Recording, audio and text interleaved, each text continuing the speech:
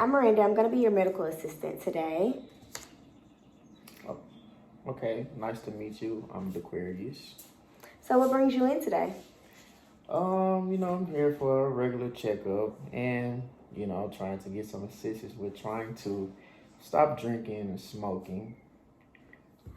Okay, I just want to say congratulations on taking the first step. I know that must have took great strength. Like some of the benefits of stopping consuming substances is improved immune system, improved overall health, emotional and psychological, decreased risk of obesity, cancer, smoking, increased self-esteem, improved relationships, and improved risk factors.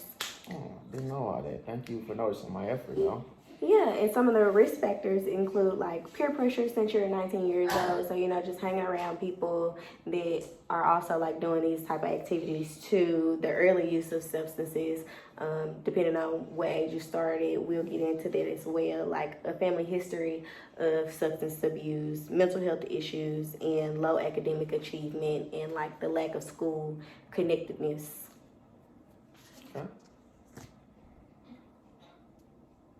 So I'm just going to ask you a few questions about your health history. Is that okay? Yes, that's fine. Okay. Perfect. So let's get started. About how many cigarettes would you say that you consume a day, and when did you begin smoking? Let's see. Just a normal day, I can say anywhere from around 2 to 3 packs a day of cigarettes. 4 if I'm feeling lucky. And I'll say I had my first cigarette around like junior high school, so I'll say like about 15 years old. Okay. And so let me get this right. You're 19 now. So in the past 3 years, have you tried any techniques or anything to stop smoking? Yes, I did try to stop a year ago, but unfortunately it didn't work out, and in replace of that I started to drink. So I did that to replace the need to smoke. Now instead of a pack of cigarettes, now I'm having a pack of beers. Maybe on a bad day, probably a pack a day, a 6-pack a beer a day. So what does a bad day kind of look like? Just like a stressful day, I'll say. Like work related stress, or just like everyday stress? Any type of stress that I deal with, or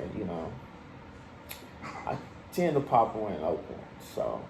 And this is just before bed? Sometimes before breakfast. So. Okay. So I know that quitting can be overwhelming. So just try to like tackle one problem at a time and like set small goals to accomplish like your long-term goals. Some of the complications like that could happen if you don't quit smoking and consuming these substances, like memory impairment, lung, liver, and kidney damage, depression, anxiety, mood disturbances, weight issues, insomnia, accidental injuries, and sexual dysfunction. So I'd like to hear a little bit more about the techniques that you use to try to stop smoking. Let me know what that looks like. Okay, well, of course, I tried to throw the alcohol away, the beers away. I only tried to purchase only a certain amount of cigarettes to start the week off. And I just try to stay to myself and, just try to get more in tune with myself and, try to handle my problems in a better way instead of with alcohol or smoking. So what kind of like prompted you to make this decision to try to stop smoking? Because I know that it's not healthy for me, and me coming in for a checkup is, it's me trying to, make sure that I have the correct information on what it's doing to my body, and I know it's doing something to my body that's not good. So You did a great job. You definitely did a great job by making the first step. So kind of tell me what your support system looks like outside of you trying to make these decisions? Like, who supports you in making these decisions to want to get better? I'll say my girlfriend is probably my biggest support system. I mean, my mom doesn't like me smoking or drinking around her, so that's cuts out me drinking.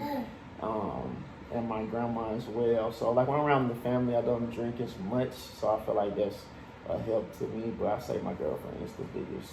So are you around these people like often, or it's kind of like every so often, or kind of, sort of, not as often, but enough to stray away from what I'm doing. And I have like uncles and stuff that drink and smoke, and they're not doing too well, so they kind of just push you in the other direction yes. to try to like make the right decisions. Yes. Okay, so let me make sure I'm not missing anything. Yes. So you tried to stop smoking about a year ago. Yes. You started at 15, but it really wasn't successful. You ended up consuming more alcohol, your close relationships, your support system really don't like you smoking as well, so they kind of pushed you in the other direction to try to stop smoking. And you've tried a variety of things to try to stop smoking. A lot. Okay. So some of the additional things that you can do to try to help with this substance use is try to join a support group to surround yourself with people who understand kind of what you're going through and who can understand like the situations that you might be in that other people won't understand on a day-to-day basis. Changing your environment, just the people that you hang around with. I know you said that like your uncles and cousins also like smoke and consume alcohol on a regular basis, and that's kind of who you hang around. So probably just trying to change that and get out of that environment and around like-minded people who want to see like the change in you. And maybe when you get the urge to smoke or drink, just try to call somebody to, calm you down, talk you through it, and don't be afraid to talk about your feelings or your emotions, because that'll help you a lot and go a long way, because that'll just start with you being honest with yourself so that you can start getting the help that you need. Do you have any questions? Is there anything else that I can kind of really help you with? I think this checkup is deemed to be pretty, helpful as far as information goes, and I feel like I have a better insight on what I need to do to, continue